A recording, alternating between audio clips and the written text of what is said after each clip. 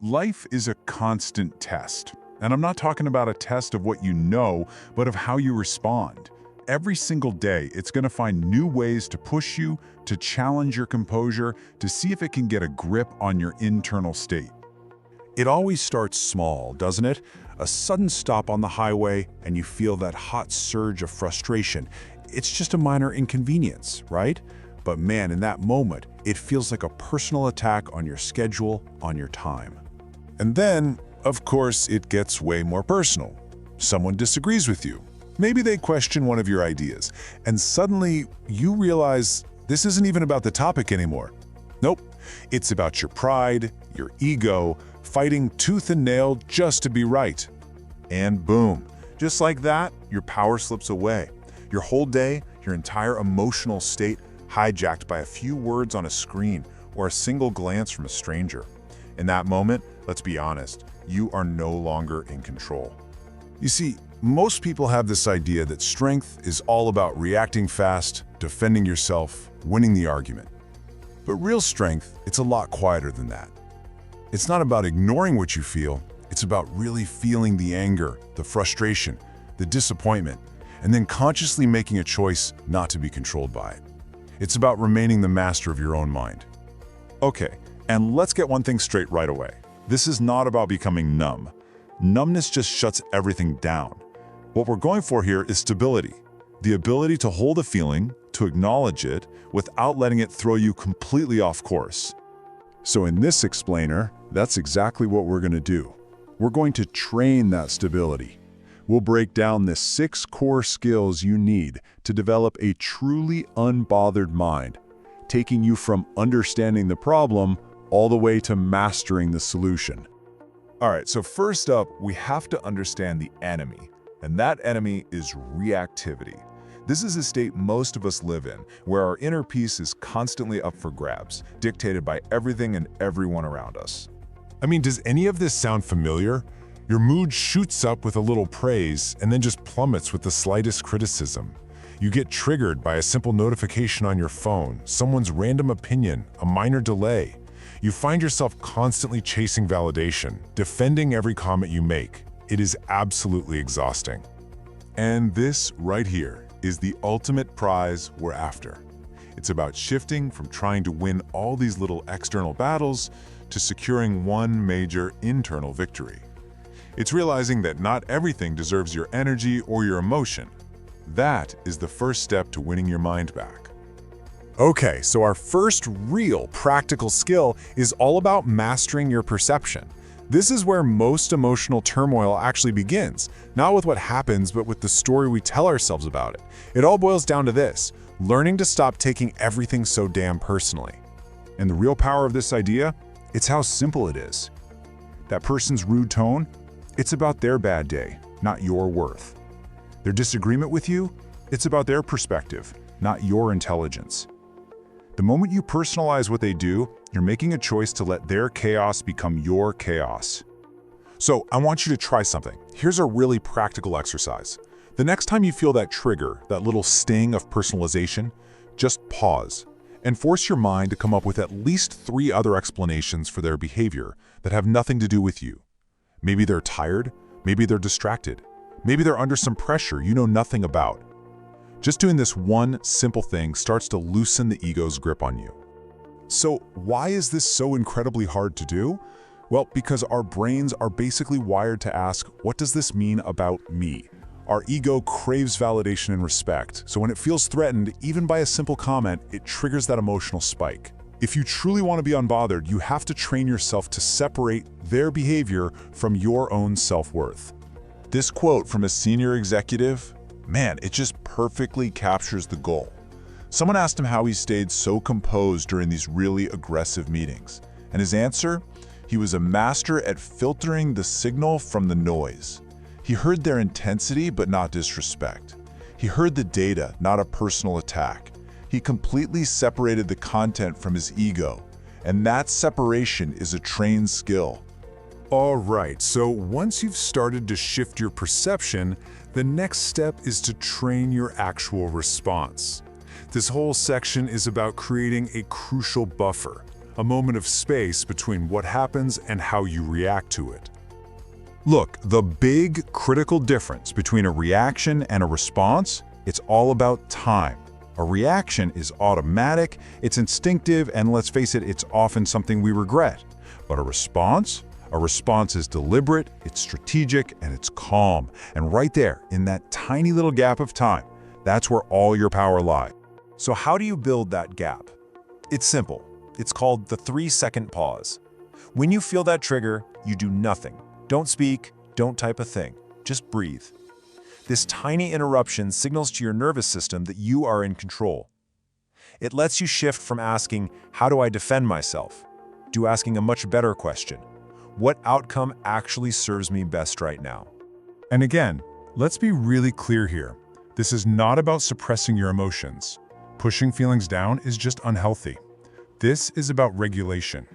You acknowledge the feeling, the anger, the frustration, but you choose the timing and the manner of your response. You can still disagree and disagree strongly, but you do it from a place of solid steadiness, not an emotional surge. And you have to remember this. Your composure is a form of power. People who intentionally try to provoke others are looking for that reaction. When you refuse to give it to them, they lose all their leverage. Your steadiness, your calm, it literally becomes a shield against their manipulation. All right, next up, we're going to tackle two of the absolute biggest emotional drains we all face: that desperate need to be understood and the exhausting search for closure. Mastering the art of letting these things go is a huge step toward being unbothered. So, before you jump in to defend yourself from some misunderstanding, I want you to ask yourself one simple question. Are you genuinely trying to clarify a crucial point for a good reason? Or are you just trying to soothe your ego's need to be seen as right? And if the honest answer is ego, just pause. You know, there's this quiet confidence you see in people who don't feel the need to correct every little assumption about them. They get that trying to manage everyone's perception of you is a losing game. Your character, it's revealed through your consistent behavior over time, not through some frantic explanation in the heat of the moment. And then there's closure. Man, we get so hung up on this, don't we? We wait for an apology or an explanation, some final conversation that might never actually come. But real closure, it isn't something someone else gives you. It's an internal decision that you make. It's accepting what happened and making the choice to release yourself from waiting. The point is, you have the power to create your own closure. Sometimes just creating distance, that's closure. Sometimes choosing silence instead of chasing one last word, that's closure. And the biggest one of all, just radically accepting what is without needing an explanation, that is the ultimate form of closure. Okay, this brings us to one of the most crucial resources you have, your energy. To stay truly unbothered, you have to start treating your emotional energy like a finite budget. You've got to protect it fiercely and spend it wisely. And you do that through detachment and strategic disengagement. Now, detachment, this word gets a bad rap. It's often misunderstood as being cold or uncaring, but that's not it at all. True detachment is a sophisticated skill. It's the ability to feel an emotion fully, but without fusing your identity to it. It's caring deeply about an outcome, but without your self-worth being completely tied to it. I want you to really lock in on this metaphor, because it's a powerful one.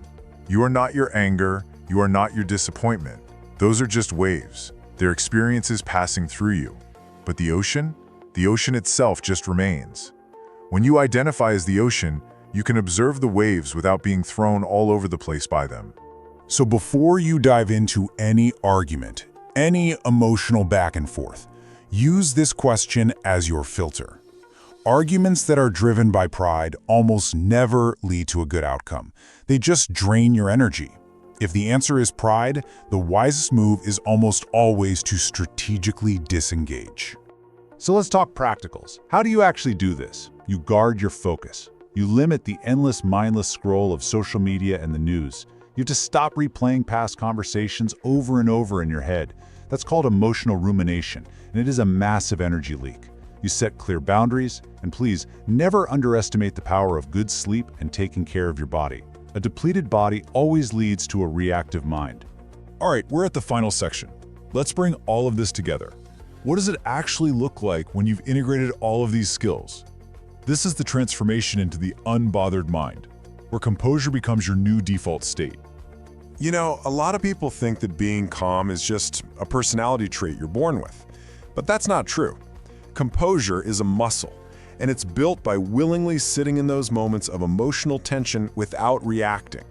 The discomfort of being misunderstood, of not getting the last word, of not defending yourself, those are your training grounds. And this right here, this reveals the true source of power. When you are not easily triggered, other people lose their leverage over you. When you are not easily shaken, chaos loses its influence. Your stability, that commands a level of respect that just being loud or aggressive could never, ever touch. So, where do you go from here? Well, here is your call to action. A simple 72-hour challenge. For the next 3 days, I want you to practice just these 3 things. 1, pause for just 2 seconds before you react to anything. 2, allow one small misunderstanding about you to just exist, don't correct it. And 3, consciously walk away from one argument that you know is only about ego. Just try it and observe how much energy you get back. And this really is the core truth of everything we've talked about. The goal was never to silence all your critics or fix every problem in the world. The real goal was always to master the one thing you have absolute authority over, your own response. And that is a victory that no one and nothing can ever take away from you. Look, life is going to keep testing you. That is a guarantee. Your training begins right now. So the real question isn't if you'll be tested. It's the one you see right there on the screen. How will you respond? The power to do that, it doesn't come from watching this. It comes from the choice you're going to make in the very next moment. You know, for the longest time, I had it all wrong about what it means to be dangerous. I thought power was about being loud, being intense, dominating the room. But I'll never forget this one high-pressure meeting years ago. It changed everything. Someone challenged my work, and they did it sharply, publicly, and I can still feel it. The heat rising in my neck, my mind just racing. And I reacted. I got defensive, I was quick, I thought I'd held my own. But then later in that same meeting, another guy got challenged. He did something different. He just paused. He actually listened. And when he responded, it was calm, and he used way fewer words. Now you tell me, who do you think walked out of that room with more respect? That was the day it clicked for me. Real danger isn't loud, it's controlled. And that brings us to the core idea right here. If you're predictable, you're easy to manipulate. It's that simple. If someone knows exactly what to do to get a reaction out of you, then they own you. They can control you. True power, the kind that really matters, it begins the second your reaction ends. Okay, so what's so fascinating here is how this just flips the script on everything we think we know about strength. We're taught that power is this big, emotional fire, it's aggression, right? But this shows the complete opposite is true. Aggression, it's loud, it's a knee-jerk reaction, and it basically hands your opponent a roadmap to all your weaknesses. But on the other side, control. It's silent, it's strategic, it's all about restraint, and that is what makes you unshakable. That's what protects you. All right, let's really dig into this whole illusion of power thing. See, we think we lose our power in these huge catastrophic moments, these big failures, but that's not it at all. Where we really bleed power is in those tiny little split-second emotional reactions. That's the real battleground, right there. I mean, just think about it for a second. It could be anything, right? A look from someone across the room, a text message, even just the tone of someone's voice, and bam, everything inside you shifts. Your chest gets tight, maybe your voice gets a little higher, and you've just given away the entire game. You've shown everyone in the room exactly how to push your buttons. But the person who can keep all that under wraps, who can stay calm under that same pressure, they're not an emotional storm. They're the calm in the storm, and that's a massive, massive advantage. So what's the fix? Well, it's right here. And it's not about becoming a robot and suppressing every feeling you have. No, it's about creating this little buffer, this gap, between what you feel and how you react. I've got this friend, right? He used to absolutely fold under criticism. His mentor told him just one thing. The next time you feel challenged, just pause, count to 3. And he did it. He started physically leaning back instead of lunging forward. He'd lower his voice. You know what? Within a few weeks, people started describing him as unshakeable, all from a 3-second pause. That's real power. Okay, so let's take this a step deeper, because it's not just about hitting the pause button. It's about completely rewiring your entire relationship with your own emotions. This right here, this is probably one of the biggest and most dangerous traps we all fall into. We confuse what we feel with who we are. We say things like, I am an angry person, or I'm just an anxious person. See that little phrase, I am? It locks the emotion into your identity. It makes it feel permanent. But that's not right. Emotions are just weather. They're clouds passing through. You're the sky. Think about the huge difference between saying, I am anxious and I feel anxious. The first one is like a prison sentence. The second one, well, that gives you space. And in that space, that's where you find your control. And the best part? This isn't something you're born with. It's a skill. You can actually train it. So next time you feel that heat rising, that flush of anger or embarrassment, step 1, just label it. Put a name on it. This is anger. Suddenly, it's not chaos anymore, it's data. Step 2, separate yourself from it. Don't say, I am angry. Say, I am experiencing the feeling of anger. See the difference? And step 3, just delay. Give it time. Because time is the absolute kryptonite for intense, raw emotion. All right, so we've talked about the internal game, right? Mastering your inner state. Now, let's see how that inner work actually shows up on the outside, how it turns into real, tangible discipline, especially when things get tough. So let me ask you, what does real strength actually look like when you're under pressure? It's not about being the loudest person in the room. It's something much quieter, much steadier. It's pure discipline.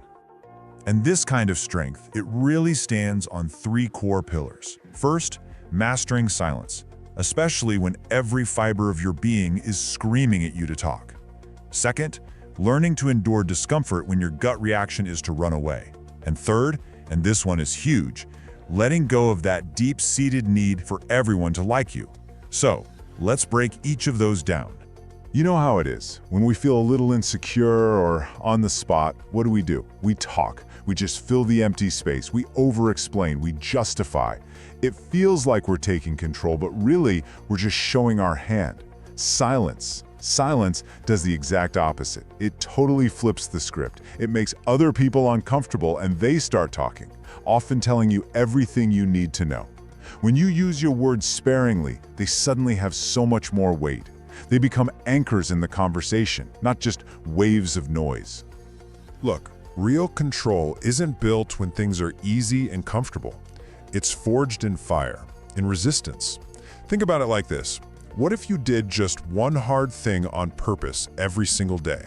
Maybe it's a cold shower. Maybe it's finally having that tough conversation you've been putting off. Every single time you lean into that discomfort, you're sending a powerful message to your own brain. I'm in charge here, not my feelings, not my environment.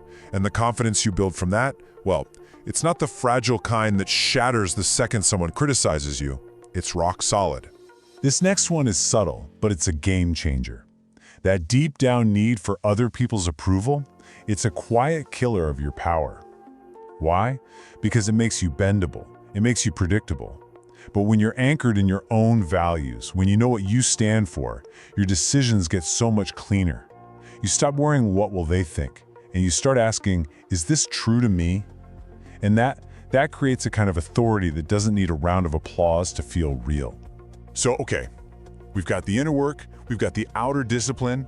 How does it all come together? Well, it creates something that other people can actually feel from you. It's an unshakable presence. It's not just in your words, it's in the way you carry yourself, the way you occupy a room. Your body is broadcasting signals long before you even open your mouth. Rushing around, fidgeting, that quick, shallow breathing from your chest, that's your nervous system basically screaming, I'm not in control. But when you consciously choose to slow down, to take a deep breath from your gut, to just be still, You're sending a signal not only to everyone else, but back to your own brain that says, we got this, we're in control here. And here's the payoff. Manipulation is all about finding your emotional buttons and pushing them. It's those little jabs of disrespect or maybe over-the-top flattery or some kind of fake urgency, anything to get a predictable reaction out of you. But when you learn to stay emotionally neutral, when you just refuse to take the bait, all those hooks they just fall away. They have nothing to grab onto. You become solid ground, and it's pretty darn hard to manipulate solid ground. I really want you to let this next one sink in. All this stuff we're talking about, the pause, the silence, enduring discomfort, this isn't for when life is a walk in the park. This is the training you do now, so that when the pressure is on, when stress hits you like a tidal wave, you don't have to think. Your habits just take over. And that brings us to the final, most important layer of all this. As long as you're in the blame game, he made me so mad, or this situation is so unfair, you're handing your power away. You're fragile. Real ownership is accepting, okay, that person did what they did. That's the stimulus. But I am in charge of the response. It's that massive shift from asking, why is this happening to me, to asking, okay, what am I going to do about it? That, my friends, is true freedom. Okay, so this isn't just a bunch of high-level theory. This is practical stuff you can start doing, like, today. This is a real way to start building these muscles and just wake yourself up to your own patterns. Now look, this little 7-day reset isn't going to magically transform you overnight, but it's going to do something that is absolutely crucial. It's going to make you aware. You're finally going to start seeing your own triggers, seeing how you chase approval, what you tend to avoid. And believe me, that awareness, that's the first and most critical step to getting real control. So what's the bottom line here? It's this. When you can govern yourself, no one else can. You can't be baited. You can't be played. You become this rock of stability in the middle of chaos. And that kind of steadiness, it just naturally pulls respect and opportunity towards you. Not because you're yelling for it, but because you just embody it. The control itself is quiet, yeah, but its impact is deafening. So let's be real. The world is going to keep testing you. It's going to provoke you, it's going to challenge you, it's going to push your buttons. That's a guarantee. And inside you, right now, there's a version that reacts to every little thing, and there's a version that chooses. The whole journey is just about closing the gap between those two. So the only real question left is, who will you choose to be? You know the moment. A text message lands and it feels off. A conversation suddenly gets heated. The pressure builds so fast that you react before you can even think.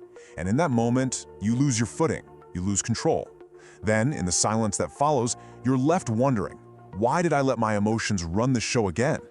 Well, today we're not just going to talk about that moment. We are going to take it apart piece by piece, understand its mechanics, and then build the discipline to master it. Today, we begin. Now, this is where it gets really interesting. Most of us, we think we're defeated by our circumstances. The difficult boss, the unexpected problem, the argument. But what we almost always fail to see is this. We're not defeated by what happens. We're defeated by our reaction to what happens.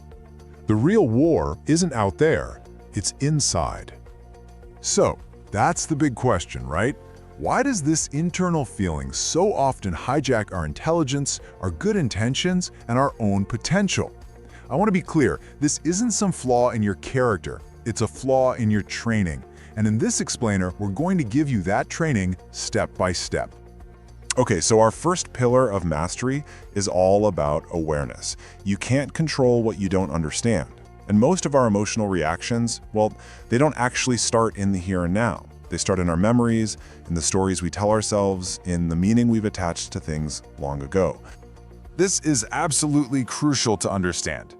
A trigger isn't the feedback you get from your boss. The trigger is the hidden belief that the feedback lights up. A belief that says, I'm not good enough, or they don't respect me. The moment those unconscious beliefs get hit, they activate your brain's alarm system, the amygdala, completely short-circuiting your rational mind. You're launched into fight or flight before logic even has a chance to put its shoes on. And this example just perfectly illustrates the whole idea. Imagine two colleagues. They both get the exact same piece of feedback. This section needs to be stronger. One of them nods, thinks for a second, and asks for more detail. To them, it's just data. But the other person, you can see it instantly. Their shoulders tense up, their face gets hot, and a wave of anger and shame just floods their system. The words were identical.